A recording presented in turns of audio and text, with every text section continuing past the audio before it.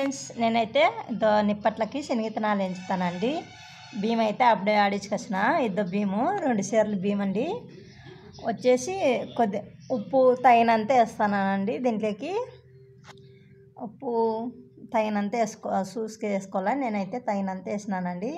ఇప్పుడు వచ్చేసి కొత్తిమీర అంతా సన్నగా అంతా కట్ చేసుకుంటానండి. కట్ చేసుకుని ఉండేది పిండిలోకి అయితే వేసినాను. వచ్చేసి కొత్తిమీర ఇది చిన్న అంతా కట్ చేసుకున్నాను.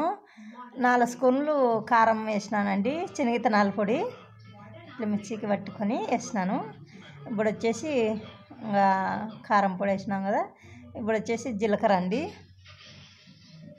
జీలకర్ర అయితే 2 స్పూన్లు జీలకర్ర వేసినాను. పప్పులు అండి. పప్పులు అయితే సన్న కప్పు నిండా పప్పులు వేసినాము. ఇదంతా బాగా అంతా కలిపిన తర్వాత కాలే నూనె దీంట్లోకి వేసుకొని ఇట్లా గింటితో అంతా బాగా కలిపుకోవాలండి. పిండి అంతా ఇలా అంతా నురుగులు వస్తాయి. ఇలా అంతా పోసినప్పుడు ఇలా రావాలి. ఇదంతా పిసుక్కోండి. ఇదంతా కలిపిన తర్వాత ఇట్లా అండి ఒత్తెత్తంటే నిప్పట్ల దాంతో నేనైతే వేసుకుంటాను ఫ్రెండ్స్. ఇది కలిపిది ఒక్కటి అంత మిస్టేక్ అయింది.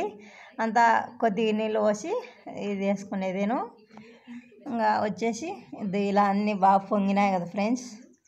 నచ్చితే లైక్ కొట్టండి, షేర్ చేసుకోండి ఫ్రెండ్స్. సంక్రాంతి శుభాకాంక్షలు, దసరా